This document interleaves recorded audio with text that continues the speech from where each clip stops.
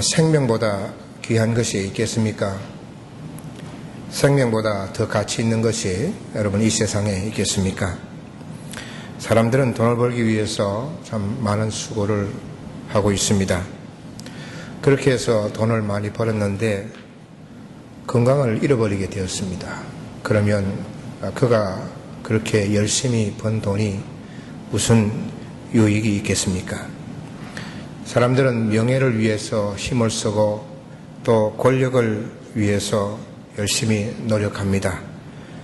그런데 순식간에 건강을 잃어버리는 경우에 명예와 권력이 그의 생명을 연장시킬 수 있겠습니까? 영국 속담에 돈을 잃은 것은 적게 잃은 것이요, 명예를 잃은 것은 많이 잃은 것이요, 건강을 잃은 것은 모두 잃은 것이다 라는 말이 있습니다. 건강은 곧 생명과 직결되기 때문에 건강을 잃는 것은 곧 생명을 잃는 것입니다.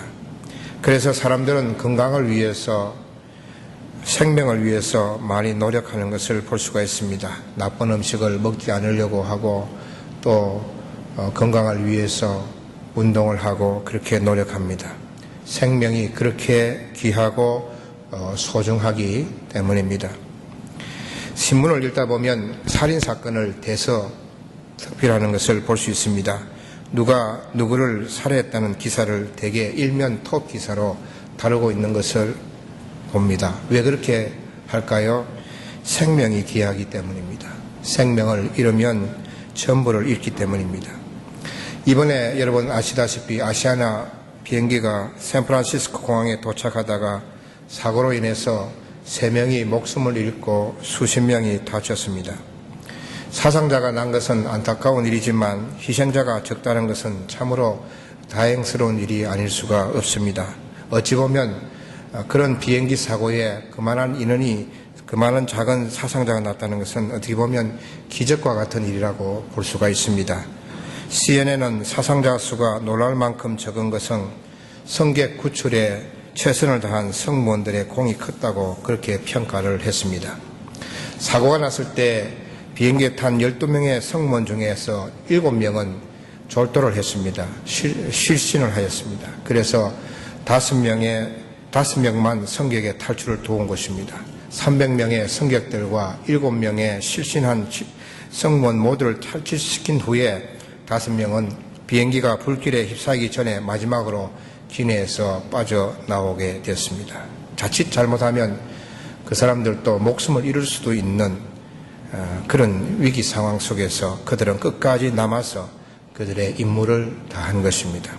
그래서 신문에서는 그들을 영웅이라고 그렇게 부르지 않습니까? 왜 그들의 행동을 칭찬하고 영웅이라고 할까요? 생명을 구하는 일을 했기 때문입니다. 여러분, 생명을 귀하게 여기지 않는 사람이라면 그 사람은 사람 취급을 받지 못합니다. 생명을 귀하게 여기지 않는 나라는 나라 취급을 받지 못합니다. 여러분, 중국이 미국 다음으로 경제 대국이죠. 그렇지만 미국과 중국을 동일시하지 않았습니다. 중국은 한참 미국보다 아래에 있습니다. 왜 그렇습니까? 사람의 생명을 귀하게 여기지 않기 때문입니다. 그들은 공산주의고 사람의 생명을 아주 하찮게 여기는 나라가 바로 중국입니다. 그래서 그들이 아무리 잘 살고 경제 대국이라 하더라도 미국을 따라올 수가 없는 것입니다.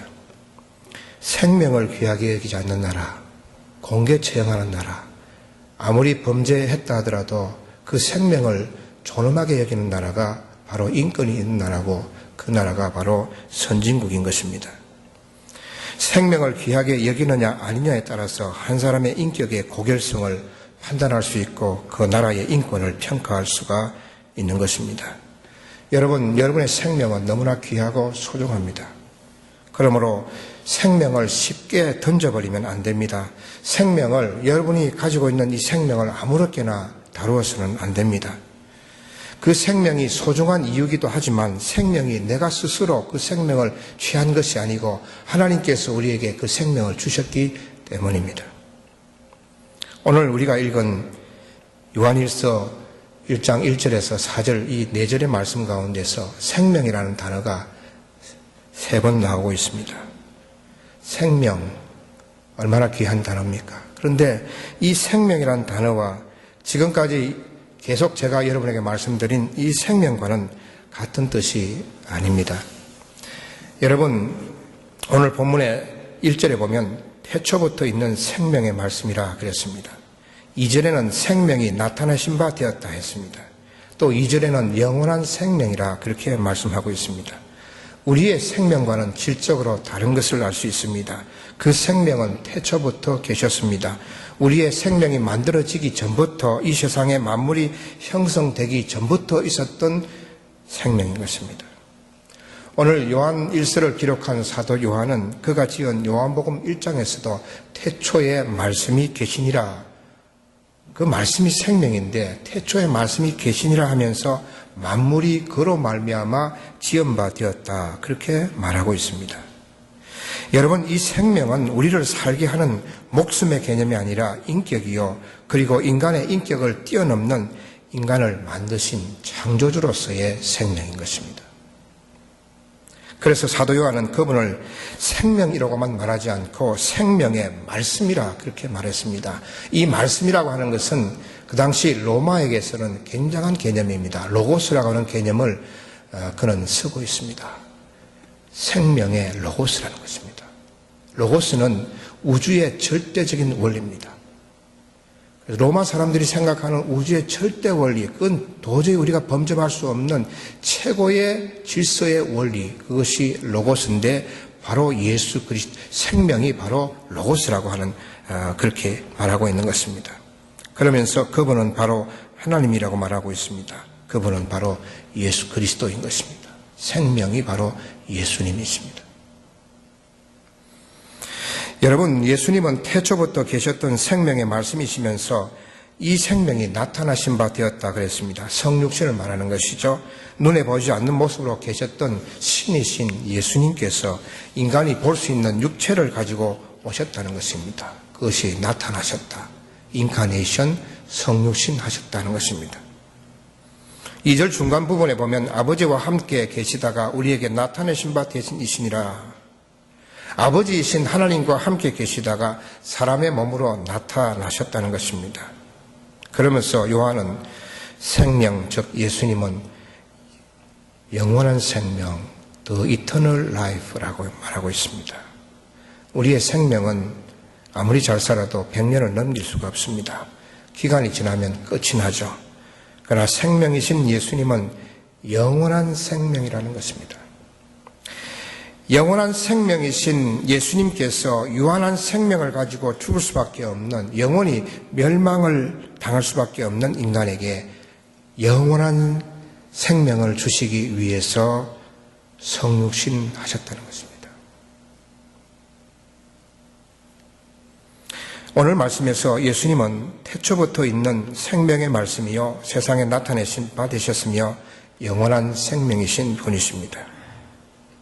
그런데 사도 요한은 오늘 말씀에서 특별히 반복하면서 강조하는 것이 있습니다. 1절, 2절, 3절에 보면 우리가 들은 바요, 본 바요, 자세히 보고 손으로 만진 바라 그랬습니다. 자기가 봤다는 것입니다. 들었다는 것입니다. 그리고 손으로 만졌다는 것입니다. 왜 예수님을 자기가 보고 그리고 듣고 그리고 예수님을 만졌다는 것을 왜 그렇게 여러 번 강조하고 있을까요? 여러분, 그 당시에 가장 큰 이단이 있었는데 영지주의입니다. 영지주의는 영적인 지식으로 구원을 받는다는 교리를 가지고 있었습니다. 이 영지주의가 기독교를 굉장히 위협했습니다. 가장 큰 이단이었습니다. 이 영지주의는 영적인 것과 육적인 것을 엄격히 구분하고 영은 고귀하지만 육은 사악하다고 그랬습니다. 그래서 물질적인 것, 우리 눈으로 보이는 것, 사람의 육체, 또 세상의 만물, 모든 것은 악하다고 그렇게 주장을 했던 것입니다. 그래서 우리 신앙에 있어서 예수님께서 신이셨는데 보이지 않다가 육체를 입고 오셨다는 것에 대해서 그들은 굉장히 강력하게 반대를 한 것입니다. 왜? 신이, 거룩한 신이 어떻게 더러운 사악한 육체를 입을 수 있느냐는 것입니다. 그러면서도 그들이 주장하는 것은 예수님께서 육신을 입고 오셨다라고 하는 것은 그것은 우리가 만질 수 있고 또 이렇게 느낄 수 있는 서로 이렇게 잡을 수 있는 그런 분이 아니라 그냥 눈으로 보였다가 금방 사라지는 그런 분이라는 것입니다. 그것을 우리는 가현설이라고 그러죠. 가짜로 나타났다는 것입니다. 잠깐 여기 보이다가 그냥 어느 순간에 또 사라진다는 것입니다. 그렇게 주장했던 것입니다. 그래서 이런 영지주의 이단에 많은 사람들이 미혹되고 있었습니다. 그래서 요한은 예수님의 그 모습은 그냥 잠시 있다 사라지는 가짜가 아니고 진짜이고 그것을 내가 눈으로 보고 그의 음성을 듣고 그를 만졌다는 것입니다.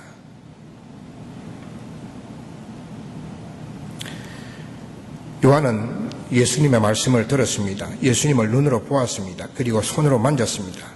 예수님을 체험한 것이죠. 그랬을 때에 요한은 예수님을 전할 수가 있었습니다. 3절에 보면 우리가 보고 들은 바를 너희에게 전함은 그랬습니다. 예수님을 보고 들은 바를 체험하고서 그 예수님을 전한다는 것입니다. 여러분, 우리가 예수님을 체험해야만이 전할 수가 있습니다. 내가 만난 예수님, 내가 체험한 예수 그리스도, 기독교 전체가 다 믿는 예수 그리스도가 아니고 내가 체험한 그리스도, 그분을 만나야만이 내가 그분을 소개할 수 있고 또 전할 수가 있다 하는 것입니다. 인격적으로 그분을 만나야 하는 것입니다. 그분이 내 마음에 들어오는 것입니다. 내가 그래서 구원의 확신을 가지고 영생에 대한 확신을 가지고 이것이 체험입니다. 바울은 다메섹 도상에서 예수님을 만났습니다. 예수님을 반대했던 사람이 예수님을 만나고서 변했죠. 예수님을 체험하고서는 이제는 예수님을 전하는 사람이 되었습니다. 그가 가지고 있는 것을 다 버렸습니다. 학벌과 그리고 로마 시민권과 자기의 기득권, 바리새, 자기가 그렇게 아꼈던 그러한 모든 것을 다 버렸습니다. 그의 손에는 예수 그리스도의 복음만이 들려 있었습니다. 수없이 맞았습니다. 감옥에 갇혔습니다. 굶주렸습니다. 멸시당했습니다. 그러나 그 어떤 장애도, 그 어떤 방해도, 그 어떤 위험도, 생명의 위험까지도 그를 복음에서 떠나게 할 수 없었습니다. 내가 그를 위하여 모든 것을 잃고 배설물로 여기면 그리스도를 얻고 그리스도를 얻었습니다. 그것이 그의 인생의 전부였던 것입니다. 사랑하는 성도 여러분, 예수님의 체험은 한 번만으로는 안 됩니다. 날마다 예수님을 만나야 하고 체험해야 합니다. 날마다 예수 체험이 다른 말로 하면 성령 충만인 것이죠. 성령 충만한 다른 말로 하면 예수 충만인 것이죠. 여러분의 자녀들이 예수의 사람이 되게 하시기를 바랍니다. 여러분의 자녀들이 예수님께 붙잡힌 사람이 되게 하십시오. 그래서 예수님을 전하는 사람이 되게 하셔야 합니다. 그것만큼 가치 있는 것은 없습니다. 따라서 잘 되는 것도 성공하는 것도 형통한 것도 예수 그리스도를 위한 것이 되어야 됩니다. 예수 전하기 위해서 내가 잘 되고 예수 전하기 위해서 내가 부유하게 되고 성공하고 형통하게 되는 것입니다. 오늘 많은 사람들이 예수에 관심을 가지지 않고 예수 믿지 않아 죽어가고 있습니다. 오래전에 정건모 장로님의 책을 읽은 적이 있습니다. 제목은 나는 위대한 과학자보다 신실한 크리스찬이고 싶다라는 책입니다. 그 책을 제가 읽으면서 그 내용 가운데서 자기가 가장 사랑하는 친구에게 복음을 전하지 못하는 것을 굉장히 후회하고 있는 것을 읽은 적이 있습니다. 그 친구는 김재익이라고 하는 고등학교 동창인데 제5공화국대 경제담당 수석비서관이었습니다. 그래서 이 정건모 장로님은 친구에게 전도해야 되겠다고 생각하고 전화를 했습니다. 야, 이번 어제 한번 만나자. 그랬더니 이번에 자기가 대통령과 함께 동남아를 순방하기 때문에 순방을 마치고 만나자고 그렇게 약속을 했습니다. 그런데 그분이 아웅산 거기 가서 터져서 그 자리 현장에서 목숨을 잃었습니다. 그 소식을 들은 이 정건모 장로님은 마음을 찢으면서 통곡을 했다고 합니다. 사람의 일은 아무도 모릅니다, 여러분. 어떻게 될지 누가 알겠습니까? 그러므로 우리는 복음을 전하는 데 있어서 어떤 시간을 두거나 여유를 두어서는 안 된다 하는 것입니다. 그러나 내가 예수 그리스도를 체험할 때, 그때에 우리는 예수를 전할 수가 있는 것입니다. 여러분, 예수 그리스도를 체험하면 삶의 우선순위가 수정이 됩니다. 지금까지는 내 것이 먼저였습니다. 내 가정이 먼저였습니다.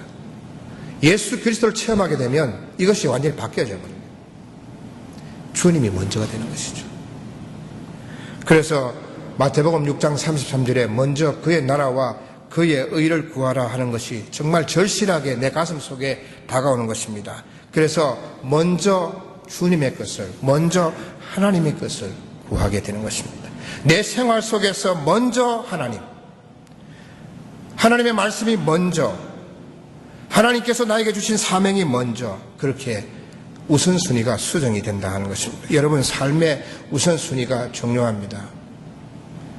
여러분, 왜 우리가 계속 예배드리고, 왜 우리가 성경 공부하고, 왜 우리가 제자가 되고 훈련이 돼야 됩니까? 우선순위를 바꾸는 겁니다. 삶의 우선순위를 바꾸는 거예요. 아무리 열심히 성경 공부를 하고 아무리 제자 훈련을 하더라도 삶의 우선순위가 바뀌지 않으면 아무 소용이 없는 거예요. 먼저 그의 나라와 그의 의를 구하는 것입니다.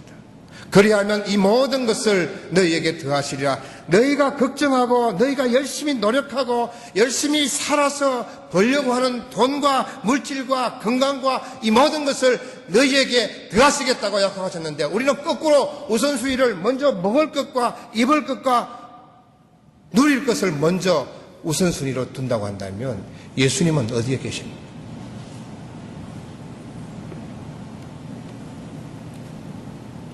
삶의 우선순위가 날마다 우리는 주님 앞에 그 주님을 우선순위로 두어야 할 것입니다. 우리가 보고 들은 바를 너희에게도 전함은 너희로 우리와 사귐이 있게 하려 함이니 우리의 사귐은 아버지와 그의 아들 예수 그리스도가 더불어 누림이라 그랬습니다. 우리가 체험한 예수 그리스도를 전하는 이유는 사귐이 있게 하기 위해서입니다. 먼저 하나님과 예수님과의 사귐입니다.